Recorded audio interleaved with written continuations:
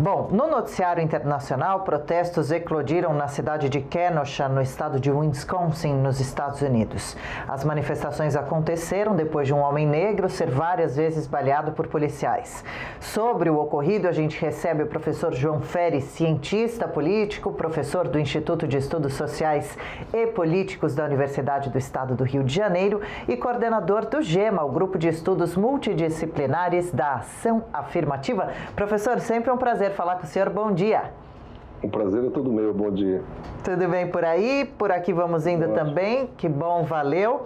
Professor, mesmo com o acontecimento já de tantos casos polêmicos, inclusive a gente já falou aqui sobre alguns juntos, de violência contra negros, abuso de autoridade policial e de tantas repercussões, protestos, discussões, mais um caso então é registrado, filmado inclusive. Como o senhor avalia a ação policial dessa vez? Porque o rapaz abordado parece que ele dá as costas para os policiais, entra num carro como para pegar algo, para os policiais poderia ser uma arma, agora 7 disparos no mínimo nas costas, chama a atenção e esquenta ainda mais essa velha discussão, não?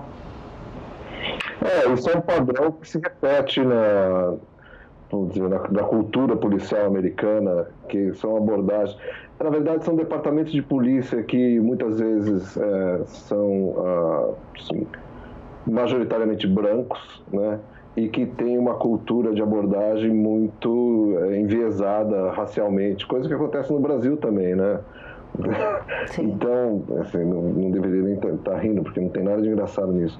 O que eles acabam fazendo é dando um tratamento bastante duro e violento em relação aos negros, e assim, vira e mexe acontece esse tipo de injustiça ou de absurdo, né? De crime. Sim. Agora, hoje em dia, como tem muito telefone celular que grava vídeo, né, a gente está vendo mais essas coisas.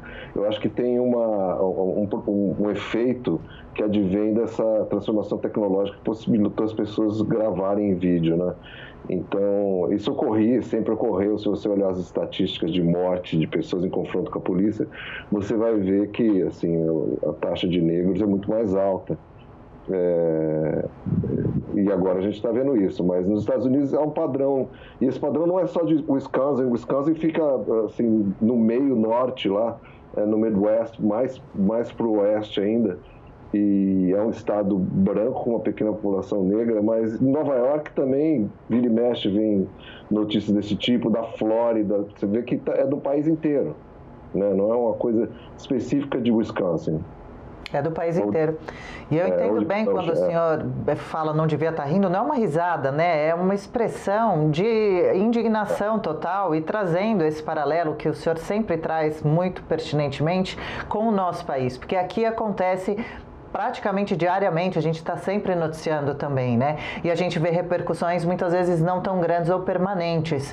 Agora, a gente pega alguns casos como esses dos Estados Unidos, que viram destaque internacional, para tentar trazer também a luz aqui para a nossa situação. Agora, tentando entender esse caso por lá, a situação dos Estados Unidos, como teria surgido esse abuso de poder policial contra os negros e violência contra eles por lá? Seria possível mudar essa tendência policial dos Estados Unidos? E aí a pergunta de, imagino que $1 milhão, de agir com mais truculência com os negros no país?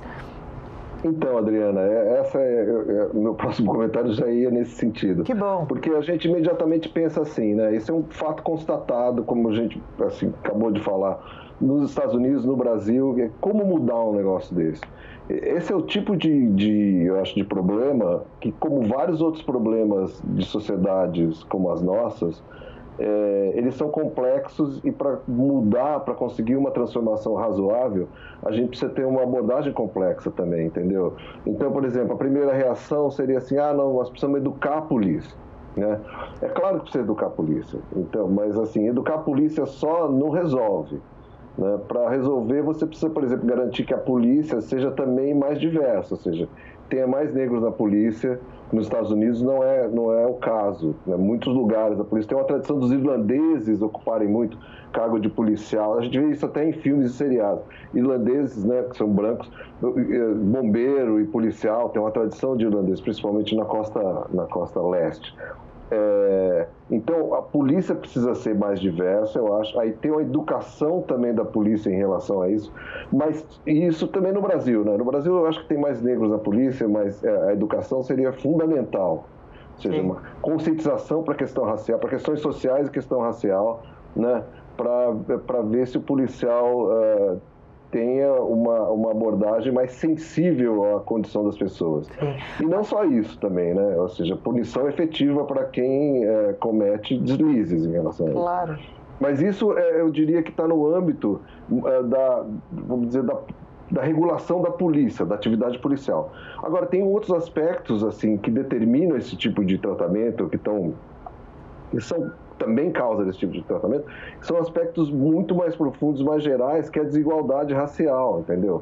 Social e racial, econômica e racial, que as duas vão muito juntas, tanto nos Estados Unidos como no Brasil, e que elas contribuem muito para isso. Então, assim, negros e pessoas não brancas morarem em lugares periféricos, com pouca segurança pública, marginais, entendeu? Serem mais pobres mesmo, ou seja, são pessoas que têm com mais dificuldade, inclusive de conversar com o policial, e tem várias conjunturas relacionadas à marginalidade social e a exclusão racial também, que contribuem para desfechos violentos, para estar envolvido com violência, para aumentar a violência policial também, entendeu? Fora no Zeu, essa questão das armas, a gente pode falar das armas logo em seguida, se houver oportunidade. Temos. Mas tirando a questão das armas, disponibilidade de armas, você já tem essa questão da fragilização social em boa parte decorrente do racismo, da discriminação racial, que tem essas duas sociedades. Então, se a gente não diminuir também a desigualdade racial, a desigualdade social, no Brasil e nos Estados Unidos é fortíssima também. Os Estados Unidos é muito mais rico que a gente, mas nos Estados Unidos também a desigualdade entre negros e brancos é muito alta. Os Estados Unidos é o país mais desigual dos países desenvolvidos. E é assim há décadas, né? E está piorando as coisas lá. Então, nós aqui que somos assim, vanguarda mundial da desigualdade, e com um componente racial muito forte, também nós sabemos o que é isso. Então, se a gente também não melhora isso, assim, só pela polícia, a gente vai conseguir uma melhora um pouco tímida, eu acho, entendeu? Sim.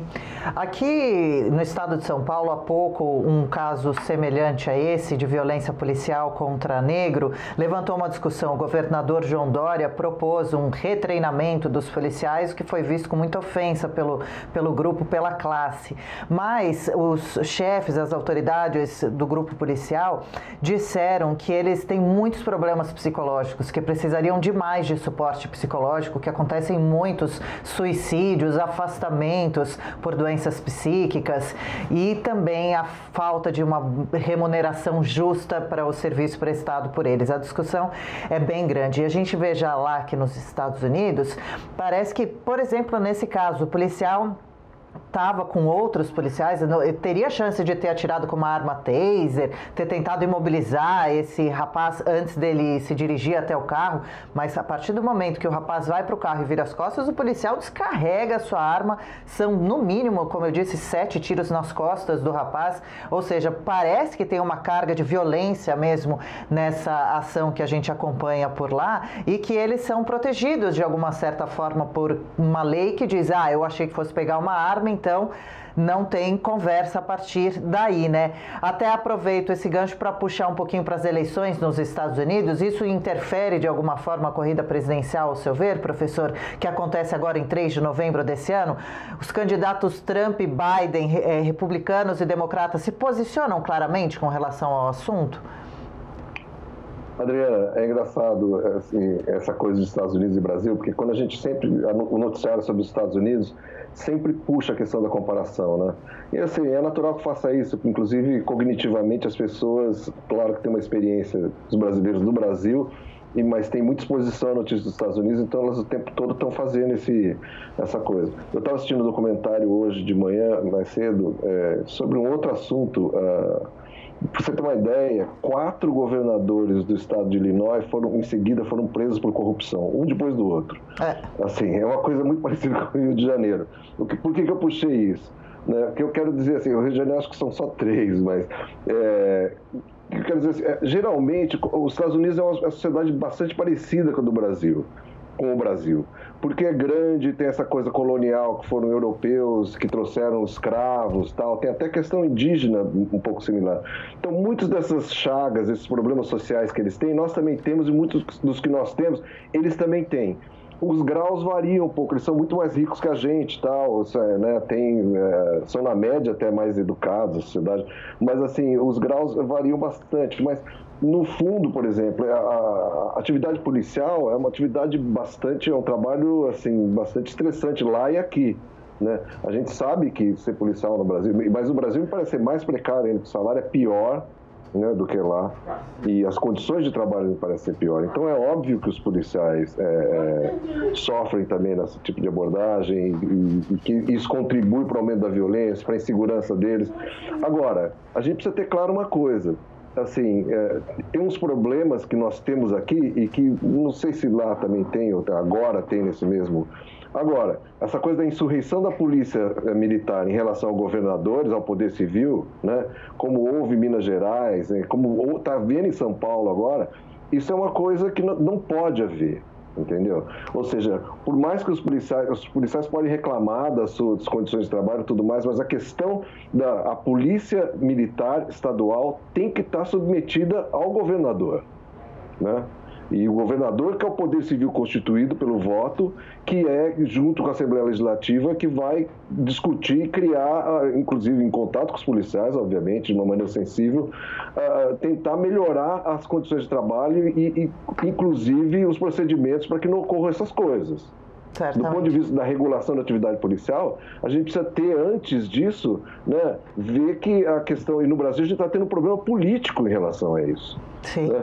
Polícias que se insurgem contra o governo estadual.